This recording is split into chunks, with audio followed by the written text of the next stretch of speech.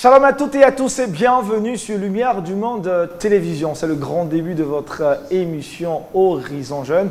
Pour cette nouvelle saison, vous l'aurez remarqué, un nouveau décor, plateau tout beau. C'est certain que cette saison sera encore très intéressante avec des thèmes pertinents. Et pour justement cette première saison, cette nouvelle saison, disons avec ce premier numéro que nous entamons maintenant, le sujet est le suivant, je vous le dévoile maintenant. Musique gospel, business, style vestimentaire, genre, coiffure, texte. Spiritualité, votre avis, ça fait beaucoup. Et pendant 3 numéros, nous aborderons cette question avec nos invités qui ont répondu encore avec beaucoup d'amitié à notre invitation. Permettez-moi de les présenter. Otis Andy, il est artiste et chanteur. Shalom. Shalom, mon frère. On va bien? Tout va bien par la grâce de Dieu. Gloire à Jésus-Christ. Deuxième invité, Assaledon Emmanuel, étudiant en génie électrique. Il est aussi serviteur de Dieu. Shalom. Shalom. On va bien, Salé? Très bien. Gloire à Jésus-Christ. Troisième invité, c'est la seule dame d'ailleurs sur ce plateau, Larissa Mongo, slameuse gospel, étudiante en communication politique et des organisations. Shalom. Shalom. On va bien? Ça va très Gloire bien. à Jésus-Christ. Et puis enfin, notre quatrième et dernier invité, Begré Memel, il est ingénieur commercial. Shalom. Shalom. Allez, le thème du jour, je le rappelle, musique gospel, business, style vestimentaire, genre, coiffure, texte, spiritualité, votre avis. Certainement que vous voulez débattre à cette émission. Vous aurez le temps cette année de participer à cette émission. Commençons par les généralités. Quelle musique est appelée musique gospel? Salé. Alors, pour moi, la musique gospel est une musique qui est vraiment christocentrique, c'est-à-dire elle est basée vraiment sur le message de Christ. Quand on parle de gospel, on parle d'évangile. Et l'évangile, c'est simplement la bonne nouvelle. Et la bonne nouvelle, c'est simplement Christ. On va rapprocher le micro. Christ est simplement descendu sur la terre, s'incarner en fait en un homme pour sauver l'humanité. C'est ça pour toi la musique gospel. Oui. D'accord. Larissa, et toi, musique gospel, comment tu définis musique gospel? Alors déjà, gospel, de façon étymologique, est la contraction de good spell. Good spell, Qui signifie littéralement bonne nouvelle. Et donc parler de musique gospel, c'est parler de cette musique-là qui annonce de bonnes nouvelles, donc l'évangile. L'évangile. Otis Andy, gospel music, comment on définit ce thème-là ou ce groupe de mots? C'est la même chose comme les autres. C'est la bonne nouvelle chantée. C'est la bonne nouvelle chantée. C'est la bonne nouvelle chantée. Begré Memel, une chose à ajouter ou c'est correct? Bon, tout ce qu'ils ont dit est parfaitement correct, mais seulement il faut savoir qu'il y a au moins 4 types de musique qui appartiennent au gospel. Ok, dites-nous. On a d'abord les hymnes protestants. Les hymnes qui ont été protestants. écrits dans le XVIIIe siècle. On a le spiritual, le song spiritual, et puis il y a aussi d'autres chants qu'on appelle des hymnes, des spiritual hymns et puis des hymnes gospel. C'est carrément différent. Les hymnes gospel, c'est des hymnes qui ont été écrits par des chantres noirs. Au 18e, au 19e et au 20e siècle. Maintenant, on a aussi les walk songs. Donc, le gospel, lui, c'est le regroupe au moins 4 musiques. 4 musiques. C'est intéressant. On va faire un peu d'histoire. Assalé, c'est quoi pour toi l'origine de la musique gospel? Alors, l'origine de la musique gospel, je pense bien que c'est venu vraiment de l'Afrique noire. Bon, pas de l'Afrique noire, mais beaucoup plus, en fait, de l'Amérique. Mais des Noirs qui ont été déportés en esclavage aux États-Unis et consorts. C'était simplement au début non pas véritablement du gospel, c'est-à-dire dans le sens contemporain aujourd'hui. C'était plutôt une manière de communiquer entre les Noirs, c'est-à-dire au début de l'esclavage, certains Noirs en fait s'identifiaient aux Israélites qui étaient en Égypte. Donc, ils se sont mis en fait à plus ou moins communiquer entre eux en utilisant des textes qui étaient basés sur l'Ancien Testament. Donc, cette musique-là était plutôt appelée en fait le negro spiritual. C'est-à-dire, voilà, c'était une manière simplement de communiquer. Il y avait des chants d'espoir, il y avait des chants de liberté et ce genre de choses-là pour simplement communiquer entre eux quand ils étaient en danger ou ils étaient dans une situation un peu truc. Ce que plus ou moins en fait les colons, c'est-à-dire ceux qui à la limite étaient en fait sur eux, n'arrivaient pas forcément à comprendre. Donc c'était un peu ça en fait, l'origine de la musique. Est-ce qu'on partage cette origine historiquement? Justement, la musique gospel est d'origine afro-américaine. Et comme le frère Assalé l'a dit, dans les champs de coton, c'est vraiment cette musique-là que les Américains noirs essayaient d'utiliser pour communiquer entre eux. Et comme il a si bien décrit, ils s'identifiaient au peuple d'Israël qui était comme, on va dire, en esclavage. Et donc, à travers cette musique-là, ils arrivaient à se donner de l'espoir, à se fortifier, à se dire que tôt ou tard, ils allaient certainement sortir de cette situation. Donc, c'est un peu ça. L'origine. Begrand, on partage cette origine où il y a... Oui, tout à fait. En fait, quand on regarde l'évolution, on va se rendre compte qu'en Amérique du Nord, à partir du XVIIIe siècle, c'est-à-dire 1700, à partir du 16e, 17e siècle, les esclaves qui ont été amenés n'avaient pas droit à l'expression. Ils ne pouvaient pas s'exprimer. Donc, ils ont créé des codes à partir des chants. Vous allez voir que dans les films de Racine, par exemple, ils chantent et quelqu'un répond. C'était juste des chants qu'on appelait les work songs et qu'ils ont, après, quand ils se sont convertis avec le réveil au XVIIIe siècle, ils ont ajouté l'évangile. L'évangile, surtout l'Ancien Testament, parce qu'ils sont identifiés au peuple d'Israël qui était en esclavage en Égypte. Et pour eux, l'Eldorado, pour eux, c'était le Canada. Parce que le Canada était un pays non esclavagiste. Ils se disaient qu'ils sortaient de là. Donc, ils ont ajouté à ça, en plus de ça, ils ont ajouté des codes polyphoniques. C'est-à-dire l'arrangement, la voix que les missionnaires, comment les missionnaires chantaient, ils ont ajouté. Donc, cette expression, cette manière de développer le chant est devenue ensuite le gospel. Okay. Mais le gospel est brut. Ce qui fait qu'il n'y avait pas de limite entre le gospel tel qu'il chantait et le blues. Et le blues, c'était carrément la même chose. Ce qui différenciait, c'était le message, l'évangile qu'il mettait dedans. Sinon, on prend par exemple la dame Malia Jackson, elle chantait le blues et le gospel. Il n'y a pas de grande différence. C'est après, quand ils ont mis dedans maintenant l'évangile, qu'on peut différencier, appeler cela maintenant le gospel. Voilà. Dis Otis, avant donc cette appellation de gospel music, comment était appelée la musique chrétienne évangélique? Est-ce qu'elle avait un nom? Il faut savoir, comme les autres le disent, en fait, ce qui fait que la musique gospel m'a appris, c'est que c'est déjà au XVIIe siècle, avec les hymnes des Angleterres que l'Église avait déporté. Je crois qu'il y avait déjà quelqu'un qui avait fait sortir le thème des gospel songs. C'est-à-dire, il avait fait sortir un livre où il avait fait une compilation des musiques hymnes. Il appelle ça gospel hymn. Donc c'est de là que c'est venu. Quand les Noirs se sont convertis, certains, comment ils ont dit, négro spiritualistes. Voilà, c'était la manière de véhiculer le hymne qui faisait un peu la particularité de ces jeux, parce que l'Église connaissait un peu les hymnes, mais avec la voix et l'émotion ajoutée et le spirit, c'est le spirituel qui est ajouté dedans. Ça donnait une autre couleur à la chose. Donc c'était négro spirituel. Donc avant le XVIIe siècle, vous parlez du XVIIe, XVIIIe, comment la musique chrétienne évangélique était donc nommée? Est-ce qu'elle avait un nom ou du moins on ne l'identifiait pas? Je ne pense pas qu'on arrivait à l'identifier parce que je crois que ce style de négro spiritual était un style assez commun parce qu'il y avait plus ou moins un lead, quelqu'un qui entonnait quelque chose et puis d'autres se mettaient en fait à répondre. Chose qui n'existait pas forcément en fait avant ça parce que bon, il n'y avait pas, je dirais, une certaine essence. Puisque la chose en fait est venue du fait que il y a eu cet évangile qui a été connu à la limite des Afro-Américains. Et c'est en connaissant ces choses-là qu'ils ont commencé à voir. Pourquoi on parle de négro spiritual? C'est parce que c'est un état d'esprit qu'ils ont voulu, à la limite, je dirais, promouvoir à travers la manière dont ils chantaient, ils faisaient en fait les choses.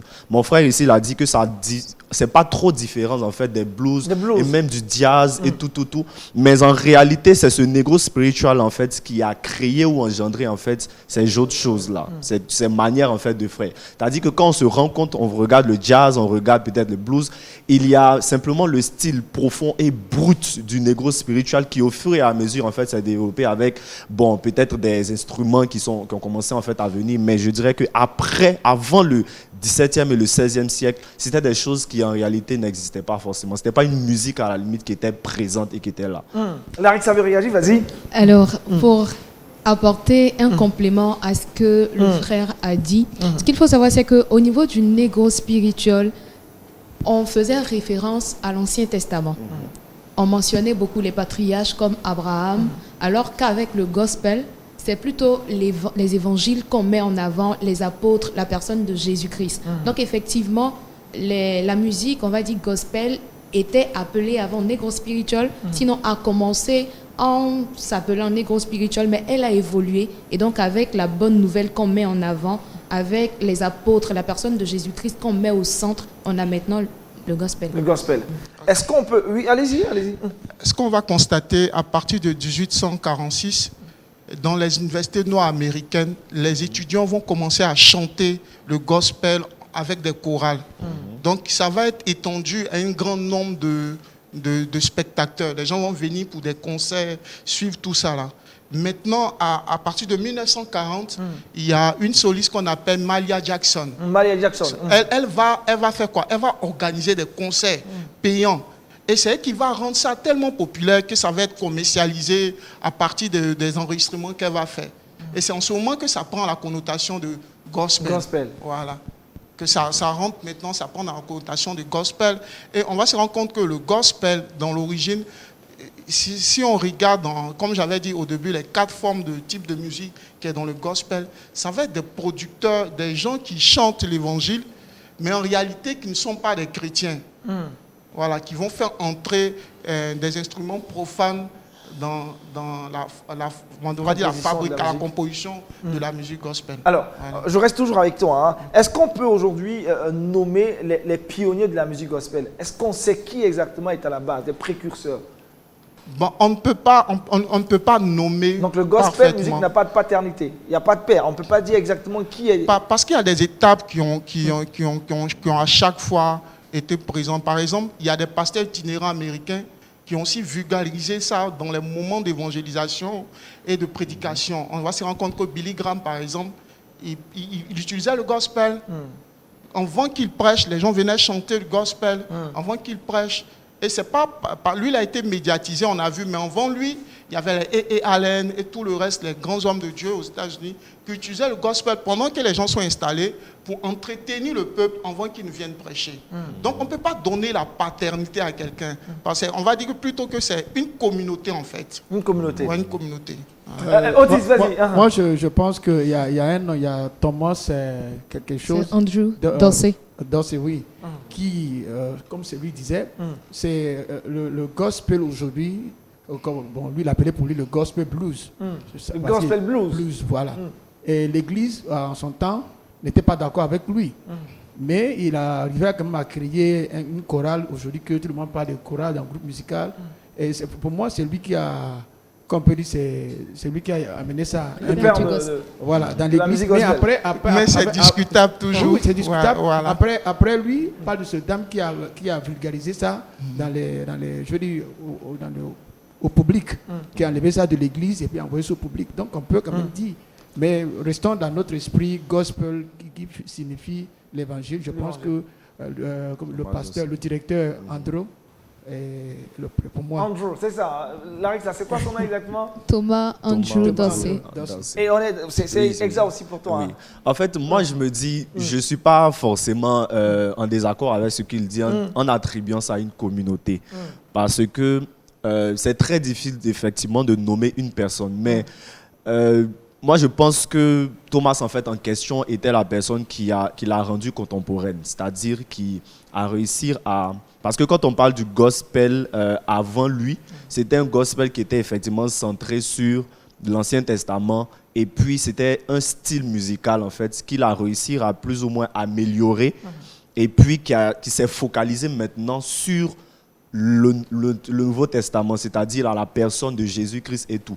Et le système a commencé à devenir un peu plus, je dirais, chic et un peu plus beau en fait, un truc. Avant ça, il n'y avait pas forcément des instruments. Donc, on pourrait dire que la paternité, quand on parle de paternité, on parle un peu de patria, c'est-à-dire ceux qui ont commencé. Même si aujourd'hui, on n'arrive pas à forcément trop voir en fait comment ça a commencé, parce que ça s'est tellement en fait amélioré, mais on pourrait attribuer ça à un groupe de personnes, les Afro-Américains dans le temps. Mais lui, il est venu avec, il s'est démarqué. Il a rendu la chose plus ou moins tellement bien qu'on a l'impression qu'il en est, voilà, comme si c'était lui-même en fait qui a commencé la chose, mais plutôt qu'avant, ça existait. Voilà, on ne va pas plus ou moins tout parce qu'il s'est forcément inspiré de ça pour pouvoir en fait créer quelque chose de beaucoup plus amélioré, beaucoup plus en fait. Avec Thomas, on est aux États-Unis, on est en Amérique. Comme je disais, en fait, l'évolution, je crois, c'est normal. Parce que le premier gospel qu'on a entendu, c'est qu'il y avait, même chez certaines églises, il y a ça aujourd'hui, les livres qu'on appelle hymnes. C'est les Angleterres. Il y avait même les D.L. Moody. Tout ça, c'était les hymnes qui chantaient. Mais à chaque époque, quelqu'un ajoutait jusqu'à ça arriver à Negro Spirituals. Aujourd'hui, c'est gospel que nous parlons. Qui sait ce qui sera là demain? Alors, pendant ce temps, qu'est-ce que l'Afrique faisait? Comment cette musique s'est retrouvée en Afrique? Est-ce qu'il y a quand même des précurseurs de la musique gospel en Afrique, d'une manière générale? Installé à la parole. Oui, je pense bien. Bon, déjà, on sait plus ou moins comment l'évangile est arrivé en Afrique. Donc, on sait à travers, en fait, toutes les... Voilà, un peu les excursions des colons et tout jusqu'en Afrique. Et moi, je connais un groupe particulier, en fait, dont je sais, ils ont été un peu à la base.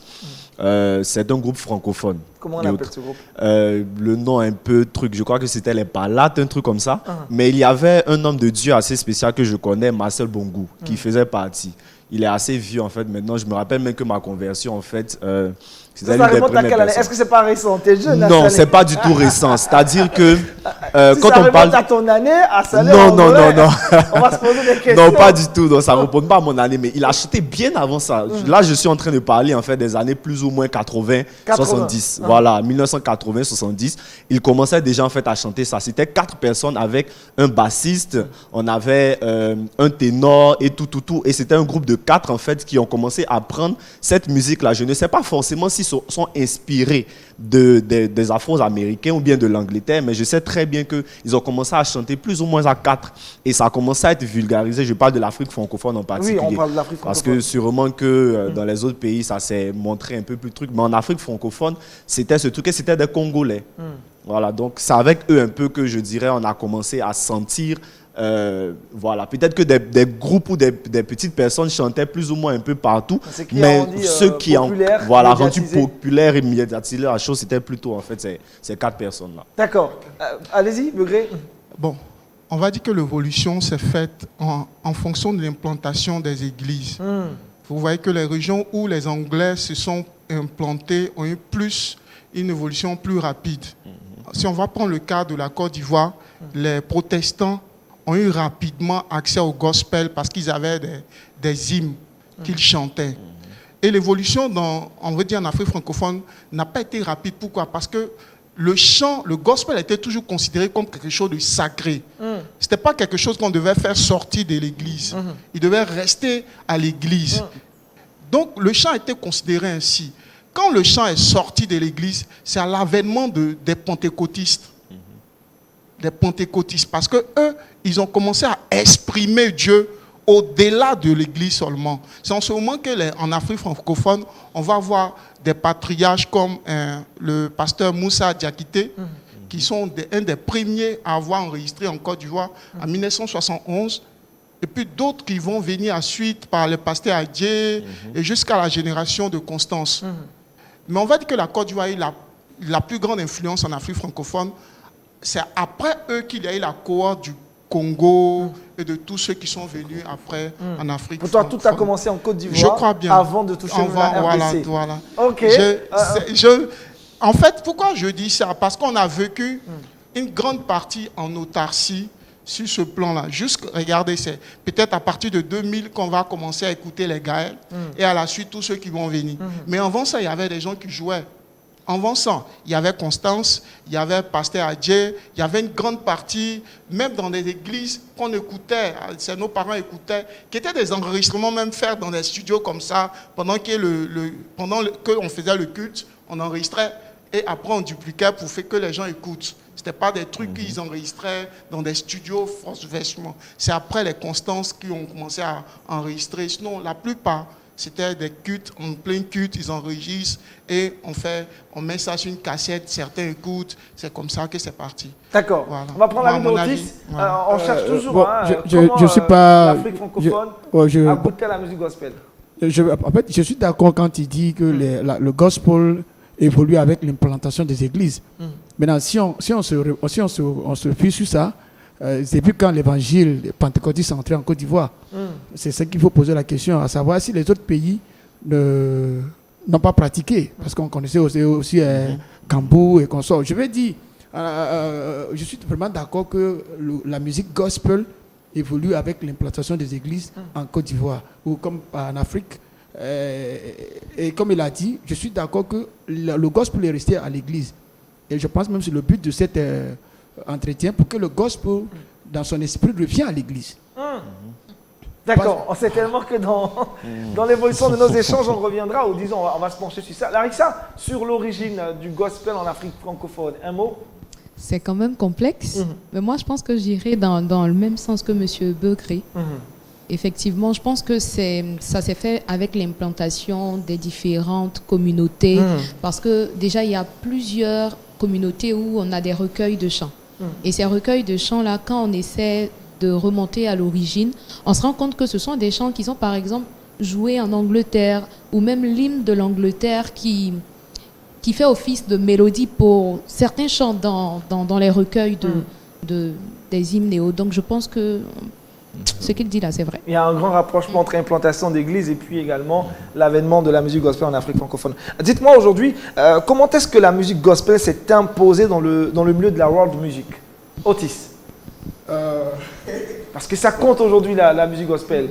Quand on parle de musique mondiale, on parle de la musique gospel. Même quand tu vas dans ceux qui défendent nos droits en tant que chante, ils vont te dire qu'il y a genre de musique qu'on appelle gospel. Gospel. Voilà, et puis ils ont d'autres genres également. Voilà. Il faut dire que quand on enlève le sacré dans le gospel, elle a sa place. Mais si tu ramènes le sacré, elle est limitée. Donc elle s'est imposée quand, comme il a dit, certaines personnes ont commencé à jouer la musique gospel dans certains endroits où ils ne devraient pas le jouer pour avoir l'argent, pour le cause de l'autorité ou l'influence. Donc aujourd'hui, la musique gospel a sa place dans le monde, mais le sacré n'y est pas. D'accord, on va revenir sur tout ça. Il envoie des pics depuis. Salé, tu me diras, à toi, à ton niveau, pour toi, comment la musique gospel s'est imposée pour moi, d'abord, la musique gospel était plus ou moins un style de musique. Voilà, donc je dirais que le style de musique a plus ou moins plu à beaucoup de personnes et s'est vulgarisé. Le message parlait d'espoir, le message, en fait, il y avait vraiment beaucoup de trucs à l'intérieur qui étaient véritablement bien. Donc, avec ça, c'est très facile, en fait, pour que ça aille loin. Parce que tout le monde, dans le monde entier, a besoin, en fait, d'un message d'espoir. Pourquoi on appelait gospel, c'était parce que ça véhiculait quelque chose, en fait, qui amenait une certaine liberté. Donc, comme elle s'est imposée, en fait, dans la musique, je dirais que c'est parce qu'elle a commencé plus ou moins, en fait, à concurrencer d'autres. C'est-à-dire que certaines personnes qui étaient assez haut placées dans l'art de la musique ont commencé à s'intéresser à ce genre musical et à vouloir, en fait, le vulgariser. Parce que peut-être qu'un autre style de musique commençait à être plutôt, pas forcément intéressant, mais on entendait trop. Donc, sûrement que des personnes ont commencé à comprendre que, ok, ce style-là, beaucoup de gens, parce que les Noirs dans le monde sont assez nombreux. Donc, si on a réussi à plus ou moins toucher les Noirs, voilà, on se dit par exemple que c'est très possible d'utiliser ce truc-là pour toucher une nouvelle population ou bien une nouvelle audience. Donc, des gens ont commencé des producteurs ont commencé à prendre certaines personnes, essayer de les mettre en studio et puis voilà, essayer d'imposer ça en fait un peu au monde entier. Donc, ça, c'est l'explication de Assalé. Begré, pour toi, qu'est-ce qui justifie le fait que la musique gospel s'est imposée dans le quota donc, des musiques mondaines et dans le monde? C'est partie des constats que les gens font. Si vous regardez aux États-Unis, il y a eu un véritable problème. Le constat est que les producteurs de musique profane ont commencé à rentrer dans les églises pour appâter la jeunesse et les chantres, pour leur dire, vous ne gagnez rien à être chantre, vous n'allez pas être produit, rien. Nous, on veut vous offrir quelque chose de plus grand. C'est comme ça que Whitney Houston a quitté l'église pour aller chanter dans le monde. C'est une question d'intérêt, d'argent. Voilà, l'intérêt qu'ils ont présenté, le business. Donc, beaucoup ont commencé à partir. Et en ce moment, les chrétiens ont pris conscience de quelque chose qu'ils avaient. Il fallait maintenant professionnaliser la chose. Et ajouter à ça l'Esprit de Dieu pour que tout le monde puisse écouter. Mais en particulier, c'était pour le marché des chrétiens. Et tellement que ça a été bien développé, vous allez vous rendre compte qu'à partir de 1980, 70, 90, les gens comme Ron Connelly, Don Mike, c'était Donny McCain, c'était des gens qui vendaient des millions d'albums. Pourquoi? Parce qu'ils ont compris qu'il fallait professionnaliser. Donc, puisqu'ils ont ajouté au don que Dieu les a donné, à l'Esprit de Dieu, le professionnalisme, en même temps, ça a pris une autre tournure. Et en plus, les gens comme Hillsong, pour que le groupe Hillsong puisse chanter, le fondateur du groupe Hillsong a fait une étude de marché pour savoir qu'est-ce que les gens attendent quand ils viennent au culte. Ils ont dit qu'ils voudraient qu'il y ait plus de moments d'adoration, de gospel, et moins de moments de prédication. Donc, le groupe Hillsong est bâti sur cette étude-là. Offrir plus de moments d'adoration aux gens. Et comme c'est ce que les gens recherchaient, quand ils sont en concert à Londres, les gens payent les billets d'avion de Paris pour aller écouter, chanter avec eux. Donc, on va dire que le gospel a trouvé la clé que le monde recherchait. Maintenant, quand ça a commencé à se développer, ça a pris une autre tournure. D'accord, on parlera de cette autre tournure-là. Larissa, sur cette question, ton avis? Alors, moi, je pense que pour parler déjà de comment est-ce que le gospel est arrivé à s'imposer dans la world music, il faut aller sur les caractéristiques même du gospel. Le gospel est une musique qui est chantée avec beaucoup d'énergie, avec beaucoup de joie, avec beaucoup d'enthousiasme. Lorsque vous voyez des personnes pratiquer le gospel, surtout en Amérique, mais on a l'impression qu'ils n'ont pas de problème. Quand ils se retrouvent en train de chanter, c'est un peu comme si c'était ça qui comptait à l'instant T et rien d'autre. Et donc, au fur et à mesure que cela a continué de se faire, les gens aussi ont commencé à s'intéresser à ça.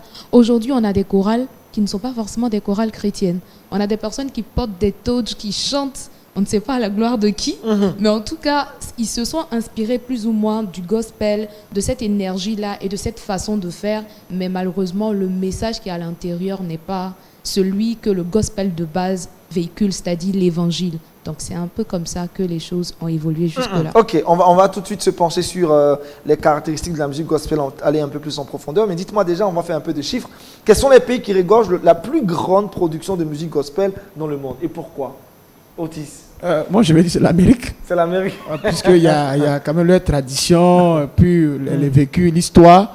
Donc aujourd'hui, c'est l'Amérique. L'Amérique, ça c'est de l'autre côté. Hein. Ouais. En Europe, est-ce qu'il y a un pays qui se démarque? En Afrique? Bon, je veux dire, chaque pays aujourd'hui, on peut dire gospel français, gospel africain. Je veux dire, pour moi, à part les États-Unis, je ne vois pas un autre pays. À part les États-Unis. Après les États-Unis, est-ce qu'il y a d'autres pays? Assalé, Larissa, oui. Oui, je pense qu'après les États-Unis, c'est carrément l'Angleterre. C'est l'Angleterre aussi qui se démarque.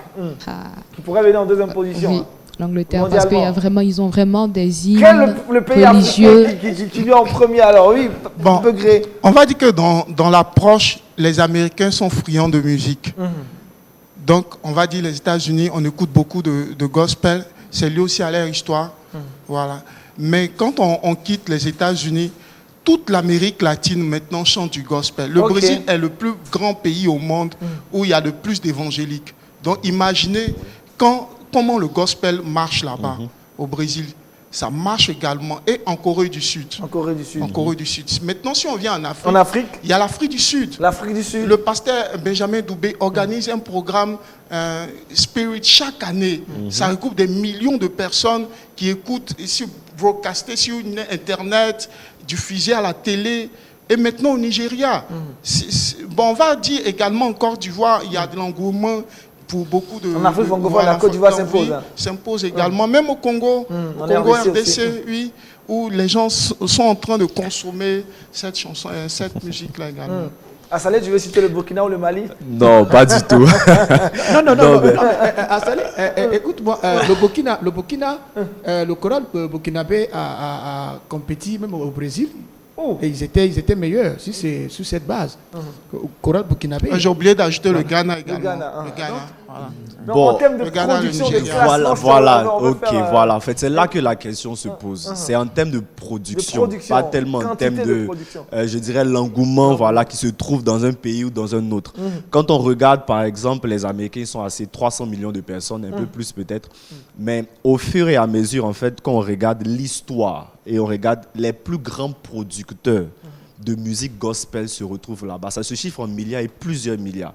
Aucun pays, ou je dirais aucun autre continent ne peut compétir avec les États-Unis concernant la musique, la production de musique gospel.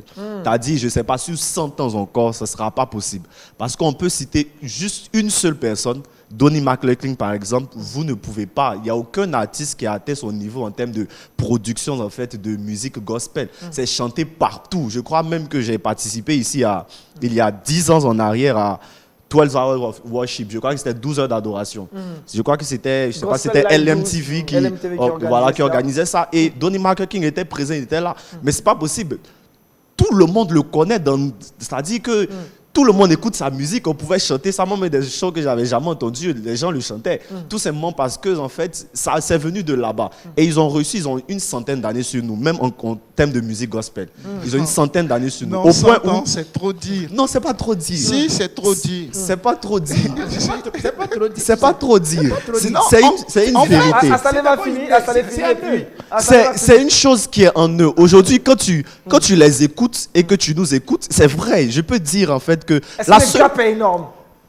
Oui, il est énorme. En fait, je veux dire par exemple que si l'on prend Constance aujourd'hui et on prend Donnie McClurkin, là où on ne veut pas faire de comparaison, c'est parce qu'on est chrétien. On ne veut pas faire une comparaison en disant que c'est l'esprit de Dieu, etc. Mais quand on regarde en termes de technique d'art, de production et de choses, en fait, il y a quelque chose de truc. La musique de Donnie McClurkin, c'est pas la musique de Constance, c'est pas la musique de quelqu'un d'autre. Il y a quelque chose en fait de différent. Et c'est au fur et à mesure en fait du temps, puisque c'est venu d'eux. Ils ont eu la capacité de pouvoir l'améliorer. Le temps que ça vienne chez nous ici, nous, on avait eu en fait le brut au début. Donc, on est toujours encore dans certaines choses. Et je vois à la limite certains artistes, plus ou moins ici en Côte d'Ivoire, qui sont en train d'essayer de vouloir... On voit ça à travers nos artistes, qui essaient d'améliorer, de copier là-bas et autres. Parce qu'ils savent qu'on est très en retard en fait sur la chose. Et si on est très en retard, naturellement, nos productions en fait ne sont pas bien. Parce qu'aujourd'hui, même la jeunesse se fie en fait à comment notre manière de nous habiller, notre manière de nous de porter les choses. En réalité, on regarde là-bas. Donc naturellement, c'est aller en fait un peu partout dans le monde, tout simplement parce qu'ils ont su améliorer les choses. Et aujourd'hui, si nos artistes en fait copient là-bas, c'est pour pouvoir effectivement toucher les personnes qui sont ici. Simplement parce que eux, ils ont réussi à rendre ça beaucoup plus intéressant, chic, et puis il y avait toujours l'esprit. Quand tu écoutes Donnie McClurkin, je suis désolé, mais tu sais que l'esprit de Dieu est à l'intérieur. Il fait des choses. Et voilà, c'est-à-dire... Comment tu mesures ça? Comment tu mesures ça? Je mesure ça à la lumière de l'impact qu'il y a eu sur moi. Voilà, pas forcément sur... Voilà, c'est relatif. On va prendre l'avis de Begré sur... Il n'est pas d'accord. Non, moi je ne suis pas d'accord qu'ils disent qu'il y a au moins 100 ans entre nous. Il y a beaucoup de technicité, mais il faut relativiser. Plus on va mettre la technologie et l'investissement qui va avec. Si on regarde aujourd'hui, pourquoi Sinach fait autant de bruit, autant d'audits aux États-Unis et dans d'autres pays? Simplement parce qu'elle a la machine qui est derrière tous ces gars qu'on présente comme truc. Vous voyez, on prend Nathaniel Bassey. Au Nigeria, ils sont en train de créer une industrie gospel. Une grosse industrie gospel. Très grosse. Ils sont en train de s'installer comme les Américains le font. C'est-à-dire dans 2, 3, 4 ans, on va arriver à dépasser ces gens. Non, pour toi, les talents, il n'y a pas de talents partout. Il y a des talents. L'accompagnement. Comme il dit, les gens ont des studios, ils ont des entreprises qui financent des concerts pour eux. Ils ont des contrats avec des grandes structures. Aujourd'hui, quand le gars qui dit Donnie McClurkin, on va dire que c'est quelqu'un qui a un nom, une autorité. S'il veut faire un concert, ces concerts sont bouclés à l'avance. Par exemple, quand je parlais de Hillsong, les concerts sont programmés par an. Et quand ils disent qu'ils ont concert en 2023, en 2024, c'est acheté avant que 2023 ne finisse. Pourquoi? Parce qu'ils ont une grosse machine de publicitaires, de sponsors, des gens qui financent. Avec la notoriété Madame Constance a aussi cette technicité-là. Moi, j'ai travaillé quelque part.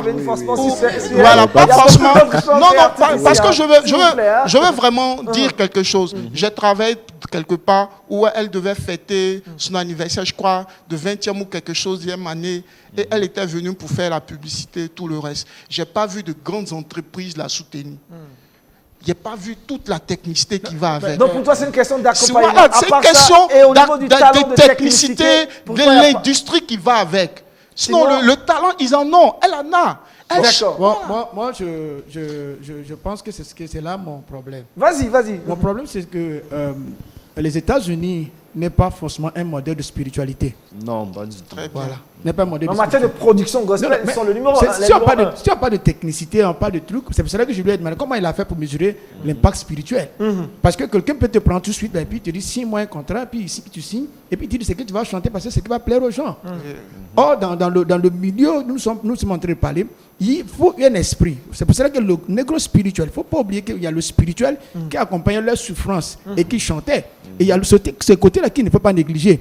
Je pense qu'en Afrique, nous faisons ce qu'on peut faire par rapport à la civilisation que nous avons. Si tu prends Denis Makikote qui chante le gospel, tu viens ici pour qu'on chante le bébé, je suis sûr qu'il ne peut pas me battre. Il ne pourra pas chanter le bébé. Pourtant, les Africains chantent comme les Américains. Je veux dire, c'est d'abord culturel. C'est culturel. Oui. Voilà, donc le gospel, c'est pour ça que nous avons défini le gospel, c'est le message véhiculé. Maintenant, si c'est la manière de chanter, c'est ça, genre musical. Mais le message véhiculé, c'est que je déplore que ça doit revenir à l'église. Et si on doit regarder la beauté et que le message est truqué quelque part, on a des problèmes. Donc, il ne faut pas, pour moi, on ne mesure pas. Si on dit 100 ans, c'est dans la technicité parce qu'ils ont une mesure d'accompagnement que nous on n'avait pas. Peut-être si j'ai même mesure d'accompagnement, peut-être que. Ça va plus que ça. Est-ce que vous croyez que si les Africains ont le même mesure d'accompagnement que les Américains, on pourrait avoir le même niveau qu'eux? On va dépasser leur niveau. Pourquoi? Parce que nous, on a encore la possibilité d'avoir l'évangile, de nous appuyer sur l'évangile. Or, là-bas, ils sont en train de passer à côté. Ça commence à devenir purement du business, en fait. D'accord. Voilà. Larissa veut réagir avant qu'on progresse avec notre question. Après, il faudrait qu'on fasse un peu attention aussi parce que je me dis que même si les États-Unis sont connus comme un pays qui, comment je vais dire, c'est-à-dire où les bonnes mœurs de plus en plus commencent à disparaître, il y a quand même un noyau qui essaie de porter l'évangile. Et donc, moi, je pense que si on veut que le gospel puisse peut-être prendre en Afrique, il faut qu'on mise aussi sur le changement de mentalité. Parce qu'on a des personnes qui jusque-là sont réticentes lorsqu'on parle de gospel. Ils vont par exemple vous dire que ça c'est quelque chose qui est pour les Américains, alors que quelque chose peut venir d'un pays X, mais profiter normalement à tous les autres pays. Donc on devrait se pencher sur ce volet-là. C'est-à-dire au-delà même de la technicité, au-delà du fait que ce soit culturel, que ce soit quelque chose qui leur appartienne, on doit vraiment penser à ce changement de mentalité-là aussi. Parce que est-ce que quand ça va venir ici, les gens vont accepter de prendre ça dans la totalité? Il y a tout ça. Beaucoup de questions à se poser. Moi, je ne comprends pas ce qu'elle veut dire. Pourquoi? Parce que le gospel chanté, je ne sais pas où changement de mentalité en dedans. Bien sûr. Je ne vois pas parce que ceux qui chantent en langue, dans nos langues différentes, ils ne chantent pas en français ni en anglais, c'est du gospel qui fait, ils véhiculent le message. Donc je ne sais pas où la mentalité doit changer. Parce que même si je chante en pété ou en dida ou en baoulé, c'est le gospel que je chante. Et c'est une autre, peut-être genre musical, une autre façon de chanter qui n'est pas celui des Américains. Et bon, peut-être pour vous qui comprenez un peu l'anglais, vous allez comprendre souvent l'anglais ne dit me. Et bon, ils vont ajouter avec et il a fini sa chanson. Non, mais il y a une chose que... Comment je vais chanter baoulé où je dois dire bla, puis je dis bla. Non, il y a une chose que je veux plus ou moins en fait, ajouter. En fait, quand par exemple on disait que le négo spiritual a pu créer certains styles en fait de musique, c'est pour dire simplement que en réalité le gospel à la base était un style, une manière en fait de faire au-delà du message qui était à l'intérieur. C'était une manière de faire. Donc en réalité, quand on regarde aujourd'hui par exemple, quand on parle de gospel véritable, si on veut regarder à l'origine, cela n'a rien à voir d'abord avec le message. C'était d'abord en fait la manière dont les gens se mettaient à chanter. Parce que ceux qui ont défini ça comme le négo spiritual ne comprenaient pas ce qui était à l'intérieur dans le message. C'est le style qu'ils ont regardé et qu'ils ont nommé comme ça. Ça veut dire quoi? Que la manière dont la chose était faite, ils ont décidé de lui donner un nom. C'est à la manière. C'est-à-dire aujourd'hui, nous avons décidé en fait que le gospel, c'est ça. C'est-à-dire que c'est le message et le style. Mais aujourd'hui même, en fait, on a décidé que ce n'est plus véritablement le style. En fait, c'est le message. Mais en réalité, à la base, c'était le style. Donc, ça veut dire qu'aujourd'hui, quelle est réellement la définition du gospel? Est-ce le message ou le style? Parce que si c'est le message, on peut chanter de n'importe quelle manière. Si c'est le style, il y a un style adapté. Et puis, on décide de trucs. Parce que je regarde, par exemple, et j'ai vu un artiste, Elvis Presley. Et je regarde, en fait, dans sa biographie, je vois gospel. Mais c'est pas possible. Elvis Presley, dans ses chants ou dans ses trucs, non, il n'est pas chrétien. C'est-à-dire qu'il n'y a pas véritablement de truc. Mais pourquoi est-ce qu'on dit qu'il chante du gospel? Ça veut dire, en fait, que simplement, c'était le style de musique qu'on appelait gospel et non pas le message qui était véhiculé, en fait, à l'intérieur. Je ne suis pas d'accord. Vas-y, Otis. C'est pourquoi je ne suis pas d'accord. Je ne suis pas d'accord parce que, d'abord, nous avons dit ici que les négros spirituels chantaient l'Ancien Testament. Et arrivé un moment, si je peux faire un petit recul, tu vois, les messages prêchés à l'église, que les blancs prêchaient aux noirs là, quand les noirs ont compris le message, ils voient que les blancs là ne vivent pas cette vie au dehors. C'est à l'église seulement, ils viennent les prêcher, l'esclave doit être comme ça, doit être comme ça. Oh, il y a d'autres choses qui se trouvaient dans cette prédication. C'est à partir de là qu'ils ont commencé à chanter la Bible, dit ce que nous avons cru, est-ce que ce que nous avons expérimenté, il faut les chanter. Et quand ça arrivait vers 1930, qu'ils ont appelé le gospel, c'est parce que l'évangile de Jésus-Christ a été chanté de cette manière. Maintenant, ne négligeons pas que le monde veut te donner un nom. Le monde veut changer ce que tu as pour enlever le contenu, te donner le fourreau. C'est ce que le monde cherche à faire. Le monde nous dit aujourd'hui, tout est gospel. Et quand tu regardes, le gars ne chante pas le gospel. Comme il a dit. Hein, Pourquoi? Parce qu'il veut dire aux gens, le gospel n'est pas le message. Le bon évangile, l'évangile n'est pas le message. Le message, c'est la manière de chanter. Or, nous, en tant que chrétiens, c'est ça que nous devons battre pour que l'évangile dont nous chantons puisse être chanté. Et aujourd'hui, ils peuvent avoir le gospel, il a des noms. Aux États-Unis, ils ont beaucoup de noms. Parce que tout n'est pas l'évangile de Jésus-Christ. L'évangile de Jésus-Christ n'est pas inclusif, elle est exclusive. L'évangile de Jésus-Christ cherche de convertis. Mais le message du monde ne cherche pas les convertis. Donc, pour moi, j'appelle ça Babylone. Babylone cherche à coloniser tout le monde, à te donner un nom que tu n'as même pas. D'accord. Réaction de Megré. Excuse-moi, est-ce que rapidement, quand on parle du nom, en fait, j'ai dit que c'était des personnes qui avaient remarqué un style et qui ont décidé de donner à ce style-là un nom. Voilà, et bon, ça s'est manifesté de gospel aujourd'hui et tout. Quand on regarde même, en fait, le principe et l'origine du mot chrétien, ce ne sont pas des chrétiens qui ont donné le nom chrétien. Ce sont des personnes qui étaient des païennes, qui ont vu le comportement d'une personne, d'un groupe de personnes et qui ont identifié ces personnes-là comme des petits Christ. C'est-à-dire que ceux-là, ils sont en train de se comporter comme le Christ qu'on a vu. Et ils ont dit chrétien.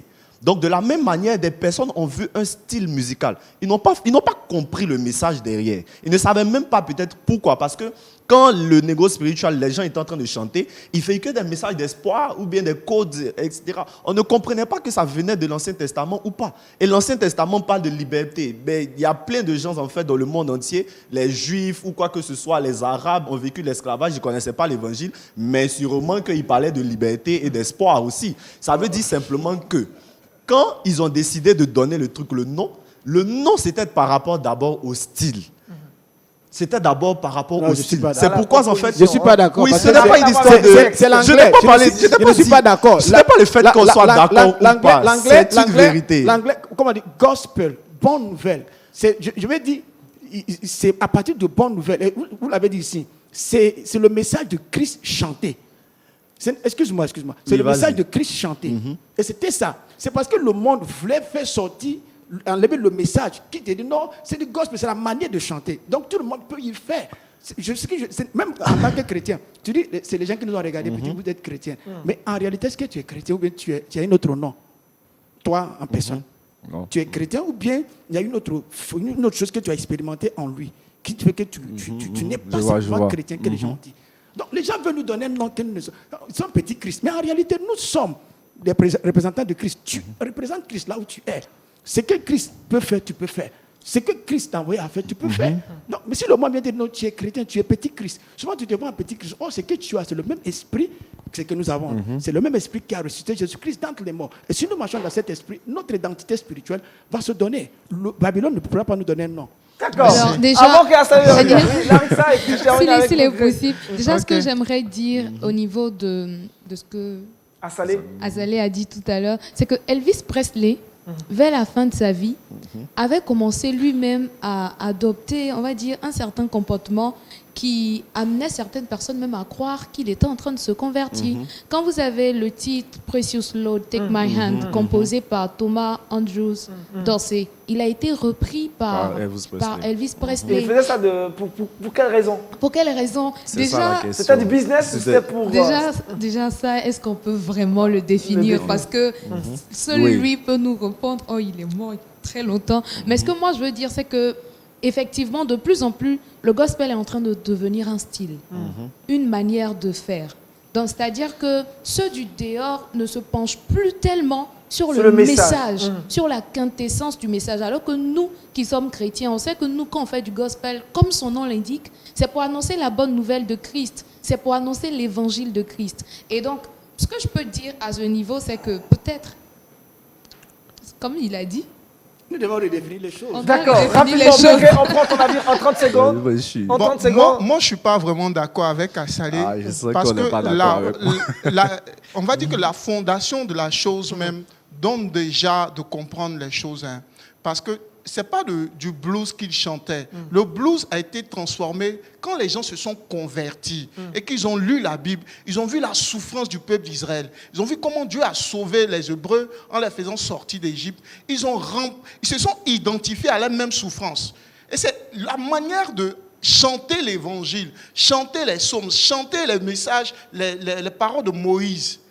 Qui ont amené ces gens-là à dire que ce sont des gospels. Ensuite, ils ont regardé leur attitude. Quelqu'un que son maître frappait et qu'il obéissait. On va s'arrêter là. La semaine prochaine, c'est sûr qu'on va aborder les caractéristiques de la musique gospel. On se retrouvera la semaine prochaine pour la suite de cette émission. Je tiens à dire merci à nos invités, notamment à Otis Andy. Merci d'être venu. Merci beaucoup. Merci également à Begré Memel, à Assalé Don Emmanuel et puis enfin à Larissa Mangro. Rendez-vous est pris la semaine prochaine pour la suite de cette thématique. D'ici là, bonne suite de programmes sur Lumière du Monde Télévision. Shalom chez vous. Au revoir. Merci.